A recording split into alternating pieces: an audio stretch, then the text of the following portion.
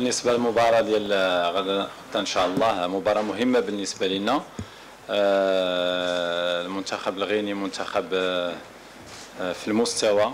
المباراه السابقه ما كانش محظوظ ان كانت عنده مجموعه ديال الفرص كان ممكن يسجلها، وبالتالي مباراه قويه تنتظرنا غدا ان شاء الله. جميع اللاعبين فهم جاهزين باستثناء ربما جواد دياميق حس ببعض الالام البارح، ولكن اللاعبين الاخرين الحمد لله كلهم جاهزين وكلهم ثقه في المؤهلات ديالهم باش ندافعوا على الحظوظ ديالنا غدا ان شاء الله باحسن وجه. من الناحيه البدنيه اللاعبين استرجعوا اللياقه ديالهم. تنظن بان عندنا يوم اضافي على منتخب غينيا. اللاعبين من الناحيه النفسيه ومن الناحيه الذهنيه تنتظروا الدعم ديال الجمهور ديالهم ان شاء الله باش نكونوا في المستوى غدا ان شاء الله ونحققوا الاهم في المباراه هو 3 نقاط. تنظن بان التصريحات فهي تبقى تصريحات صحفيه، كل مباراه عندها السيناريوهات ديالها، كل مدرب عنده طريقه اللعب ديالو تيحضر الى سجل مبكرا الى سجل متاخر شنو هما التغييرات اللي يقدم عليهم، وبالتالي احنا تنعرفوا بان منتخب غينيا منتخب اللي تيلعب كره في المستوى، تيحب انه يحافظ على الكره، تيقوم بهجمات منظمه، عنده مهاجمين في المستوى، عندهم مدافعين اللي تيطلعوا من الاطراف وتيمدوا المهاجمين بكرات في المستوى. تنظن بان المباراه الاخيره كما شرت حتى الدقيقه الاخيره كان ممكن انهم يسجلوا التعادل، وبالتالي منتخب منظم عنده طريقه ديال اللعب في المستوى. حنا كذلك عندنا لاعبين وعندنا فريق في المستوى. تنظن بان الطريقه اللي غنلعبوا بها غدا ان شاء الله فهي غادا تكون غتبان في الملعب. عندنا خطوط ديالنا متراصه، عندنا لاعبين اللي يقدروا يبداو، لاعبين اخرين اللي ممكن نشاركوهم ويعطيونا اضافه، وبالتالي احنا مآمنين بالمؤهلات ديالنا. تنحترموا الخصم لانه ماشي سهل، منتخب قوي ممكن انه يخلق المفاجاه، ولكن هادشي كله واضعينه في الحسبان ديالنا غدا ان شاء الله. بالنسبه للمباراه ديال غدا مباراه قويه كما شرط. بالنسبه لي شخصيا منتخب غينيا فهو منتخب اللي تيتمتع بلاعبين في المستوى. تنظن بان اللاعبين اللي عندهم في الهجوم من بين احسن المهاجمين اللي غيكونوا في الدوره. نتمنى انهم يساليو بكري لان عندهم مهاجم عنده مؤهلات اللي ممكن انها تخول لانه يمشي بعيد في المشوار ديالو ديال كره القدم. حنا بالنسبه لنا تنعتمدوا على اللاعب الجاهز، لان الى شفتوا المباراه الاولى كانوا عندنا 6 لاعبين ما حاضرينش من المباراتين المؤهلتين ضد مصر، يعني ما كانوا معنا 5 منهم ولكن ما لعبوش لان الظروف اللي سبقات التحضير ديالنا لهذه المنافسه الاصابه ديال بعض اللاعبين، وبالتالي عطينا فرصه للاعبين اللي جاهزين. غدا ممكن نشوفوا تغييرات على حساب الخصم، على حساب الاستراتيجيه اللي غنوضعوا، وبالتالي اي لاعب غيدخل فهو مطلوب منه انه يعطي 100%، واللاعبين الاخرين اللي ممكن يدخلوا من بعد فهم كذلك مطالبين باش يعطيو الاضافه ان شاء الله. السؤال الثاني سيد إيرفي رونار حاضر معنا، تنتواصلوا معاه، تيحترم القرارات اللي تناخذوا، تعطينا اشارات الا كانت كاينه شي اشارات. هنأنا على النتيجه وهنأ اللاعبين. هادشي اللي كاين. Je pense que le match de demain, ça va pas être un match facile, ça va être un match très difficile. On doit gagner, on va essayer d'appliquer les consignes de coach et les bien appliquer dans le terrain. On a des bons joueurs qui peuvent faire la différence. Espérons qu'on sera en forme et essayer de remporter la victoire. Après tout, c'est les 3 points qui comptent. Le match de demain, c'est un autre match, c'est une autre équipe. Contre la Mauritanie, on a rencontré une équipe qui a joué en 5-3-2, parfois en 5-4-1. Demain, on va rencontrer une équipe qui s'organise différemment, une équipe qui attaque par attaque placée. C'est pas comme la Mauritanie qui cherchait les contres. Et de toute façon, nous, notre philosophie de jeu ne va pas changer, mais le plus important demain, c'est plus d'efficacité devant le but. parce que à la fin, c'est la différence, elle est faite par l'efficacité, par les joueurs capables de marquer des buts. Parce que pour le haut niveau, tu ne dois pas offrir des cadeaux à l'adversaire, et tu dois être capable de mettre les occasions qui s'offrent à toi le plus vite possible. Comme ça, tu auras plus d'espace, tu auras plus de... Tu peux manœuvrer comme tu peux le faire. L'état d'esprit ديال الجروب يا ابري تو حنا مجموعه دابا عام ونص حنا كنخدموا بيناتنا يعني اللي دخل يلعب اللي ما دخلش يلعب كلشي كيكون فرحان يعني كما كنقولوا باللغه ديالنا النيه هي اللي كتخلينا نمشيو ابعد ما كان في هذه المسابقات. كنظن ان كاع اللاعبين اللي ال11 اللي غادي يدخلوا كيقدموا المهمه اللي خصهم يقدموها في التيران وكيتقاتلوا على القميص الوطني. وبالنسبه لي الدراري كيكونوا في دكه البدلاء كيكونوا كيشجعوا صحابهم، وكما كنقول لك عندنا مجموعه اللي متجانسه ومتضامنين بيناتنا. كنتمنى اننا نمشيو ابعد ما كان في هذه المسابقه هذه اللي ما لا نديوها ان شاء الله باش نشرفوا الكره المغربيه عامه ان شاء الله. بالنسبة لكل مدرب فهو من بعد كل مباراة فهو تيشوف شنو هما نقاط القوة نقاط الضعف ديالو، نقاط القوة نقاط الخصم ديالو، بالتالي تيحاول يصلح من المشاكل اللي طرحات ليه. تنظن بأن المنتخب الغيني غيكون شاف شنو هما المشاكل اللي طرحوا ليه في هذه المباراة اللي لعب ضد السودان، وبالتالي ممكن أنه يصلحها. فريق اللي كما قلت يلعب بشكل منظم عنده مجموعة ديال نقاط القوة كما عنده بعض نقاط الضعف. احنا ان شاء الله غادي نحاولوا غدا اننا نستغلوا نقاط القوة ديالنا، لان عندنا لاعبين في المستوى وعندنا بدلاء في المستوى كذلك. نتمنى ان شاء الله اننا نتوفقوا لان مباراة مهمة جدا، والخصم فهو ما عندوش بدائل. يعني الحل الوحيد عنده هو انه ينتصر، ولكن كيفاش غادي يلعب، كيفاش الطريقه اللي غادي يلعب بها، تنظن بانه ما يمكنش يغير كثير من طريقه اللعب ديالو، لان لعب مجموعه ديال المباريات، لا المباريات الاقصائيه لا المباريات اللي خاضها هنا في المغرب، فلعب تقريبا بنفس الطريقه وبنفس اللاعبين. ممكن انهم يسترجعوا لاعب مهاجم في هذه المباراه هذه اللي ما لعبش المباراه السابقه، ولكن احنا عندنا عزيمه ان شاء الله. لاعبين عندهم رغبه كبيره في ان غدا ياكدوا الشكل اللي ظهروا به في المباراه السابقه. بالنسبه للاعبين فتنظن بان جميع اللاعبين قدموا افضل ما عندهم في المباراه السابقه. كل لاعب والظروف اللي لعب فيها، كل لاعب والعطاء اللي كان، ولكن اهم شيء هو ان المجموعه كانت في المستوى حققت المطلوب منها. ممكن يكونوا تغييرات، ولكن هذا ما تنقصش من القيمه ديال اللاعبين اللي لعبوا في المباراه الاولى، لان احنا تنطمحوا اننا نمشيو بعيد ان شاء الله في هذه المنافسه هذه، وبالتالي ممكن نشاركوا لاعبين اللي يعطيونا اضافه في بعض المراكز او في بعض الخطوط. For Ashraf Ben Sharki and also for Walid El Karti, and they are very good players for us.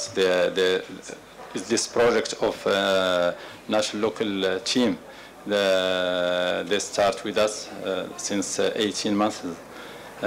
Ben Sharki was injured with Wydad, that's why he didn't start. But it's very important for us for the future, because it's getting better for each game. The decision for tomorrow, we will give a chance for the best players who are ready 100%, and then we will see if he will start or he will be gone on. Okay. بالنسبة للاعبين اللي عندهم عروض فهم لاعبين محترفين، لاعبين اللي كان لي حديث مع مجموعة منهم، لاعبين اللي عارفين كيفاش ينظموا الحياة ديالهم الرياضيه، عندهم لي زاجون ديالهم اللي مكلفين بالشق ديال التواصل وديال التعاقدات. هما الان عندهم هم كبير وطموح كبير انهم يشرفوا القميص الوطني. المسائل الاخرى فهي موكوله الناس اللي عندهم الاختصاص ديالها، هما الان معنا 100%. تعرفوا بان قد ما تقدم المنتخب في في هذا الشان قد ما القيمه ديالهم تتكبر. اللاعبين كلهم تيشكلوا عائله متضامنين بيناتهم. تنتمنى لهم التوفيق لان المشروع ديال المجموعه اسبق واولى، ثم الى المجموعه حققت الهدف ديالها فالجميع تستافد. كنتمنى من الجمهور المغربي يجي يساندنا. حنا دابا عندنا الشان في المغرب، كنتمنى اننا نمشيو ابعد ما كان في هذه المنافسه ويجيو يساعدونا. عندنا لاعبين ممتازين وعندهم مؤهلات كبيره، نقدروا نشرفوا الكره المغربيه عامه ونمشيو بها لقدام. كنتمنى انهم يجيو يساندونا بكثره ويحجوا عنا في اي مباراه ان شاء الله، كنطلب منهم المزيد من التشجيع ان شاء الله، واللي ما لا نحصلوا على هذه البطوله ان شاء الله. بالنسبه لبدر بانون فهو من بعد المباراه ديال موريتانيا ففي الاخير حس ببعض الالام، طلب مني التغيير غيرته لانه لاعب مهم بالنسبه لنا. قام بفحوصات الحمد لله ما عنده حتى شي حاجه. البارح قام بحصه خاصه هو صلاح الدين السعيدي، اليوم غيكونوا مع المجموعه. بالنسبه للجمهور حنا عندنا الثقه فان الجمهور غيكون غدا ان شاء الله، لانه هذا منتخب ديال المغرب. اللاعبين فهما الجمهور تعرفهم، وبالتالي الجمهور غيكون ان شاء الله غدا وكذلك في المباريات المقبله. حنا واثقين في الحضور ديالو باش نمشيو لابعد نقطه ان شاء الله في الدوري هذا. كنظن اي بلد باش يستضيف انه يقدم انه باش يلعب هذه المباريات ديال الشان مع مرودها. كنتمنى اننا نكونوا من المحظوظين باش نفوزوا بهذه البطوله. وكما كتعرف الناخب الوطني الاول مسيو هيرفي كيشرف حتى هو على باش يحضر المقابلات. يعني هذا عنده واحد بحق لينا اننا نقدموا واحد المقابلات اللي هي كبيره باش ان شاء الله يكون بعض اللاعبين في اللائحه النهائيه ديال لا كوب دي موند. وكنتمنوا اننا نمشيو ابعد نقطه في هذه المسابقه. وكما كتعرف عندنا لاعبين اللي موهوبين عندهم مؤهلات اللي هما كبيره، يقدروا يبرزوا على المؤهلات ديالهم في المغرب ولا خارج المغرب. وكنتمنى اننا نزيدوا بالكره المغربيه لقدام ان شاء الله. Lorsque je dis que l'équipe guinéenne il a de bons attaquants, je fais référence au numéro 18 parce que c'est un joueur qui a un bon potentiel. En plus du numéro 10, du numéro 6, ce sont de bons joueurs. Même le latéral gauche, il fait de bons centres. C'est pourquoi j'ai dit que c'est une bonne équipe. Pour ce qui est des qualités de l'équipe, des défauts et des points forts, on se prépare. C'est demain qu'on va jouer, c'est demain qu'on va montrer ce qu'on sait faire. Demain, lorsqu'on donnera la confiance de l'équipe, lorsqu'on montera sur le terrain, vous allez pouvoir remarquer ce qu'on va changer de notre style de jeu, est-ce qu'on va être défensif, quel moment, et ça c'est la stratégie du match. On ne peut pas révéler ce qu'on va faire, mais on est serein, on est confiant. Ça ne va pas être facile et on espère qu'on remporte le match de demain, Inch'Allah, pour être sûr à 70% qu'on termine premier, parce que tous les matchs se valent, on ne sait pas ce qui peut se passer pendant le troisième match. Jusqu'à présent, on est prêt, on est serein, les joueurs sont prêts. L'organisation du Maroc de cette compétition est une vitrine pour tous les joueurs africains locaux comme pour les nôtres, parce que c'est très intéressant. On a des joueurs qui ont du potentiel et je pense que c'est une compétition qui est suivie par pas mal de personnes qui s'intéressent au foot en Europe comme en Asie, et j'espère tout le bien pour le joueur africain pendant les années à venir, Inch'Allah. اللاعبين اللي عندهم عروض فكان عندنا معاهم لقاء، تكلمنا معاهم على باش نعرفوا شنو طريقه التفكير ديالهم، شنو فين واصلين في هذه المسائل هذو، لان ممكن يكون عندهم تاثير على العطاء ديال اللاعبين. ولكن الحمد لله عندنا لاعبين واعيين بالمسؤوليه ديالهم، كما قلت لاعبين محترفين عارفين شنو تيديروا، عندهم ناس اللي مختصين في هذا المجال هذا، موكلين لهم الحقوق ديالهم باش يتابعوا هذه المساله هذه، فهما كاينين معنا بشكل رسمي. تنظن بان اللي شاف اشرف بن شرقي ضد منتخب موريتانيا ولا اي لاعب فهو حاضر في الملعب، شفناهم كيفاش تيلعبوا كمجموعه ديال الكرات.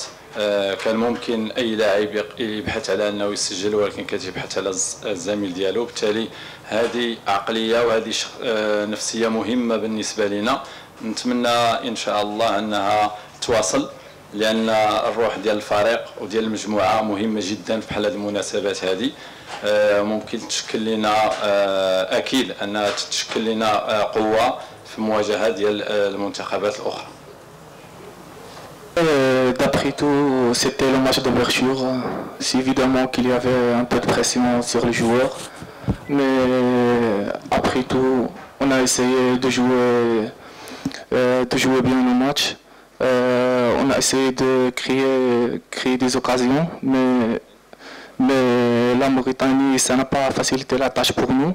Mais après, l'arbitre était bien, je pense, il n'a pas sifflé beaucoup. On a essayé d'augmenter le rythme. Et ça n'a pas facilité la tâche pour la Mauritanie. On a dominé le match, on a marqué le premier but et après c'était facile pour nous pour créer plus d'occasions. On a marqué 4 buts et on a bien savouré cette victoire. J'espère qu'on sera sur la même état d'esprit pour le match de demain. Ça va jouer sur des détails, des duels aériens. J'espère qu'on remportera ces 3 points pour aller le plus loin dans cette championnat, Inch'Allah.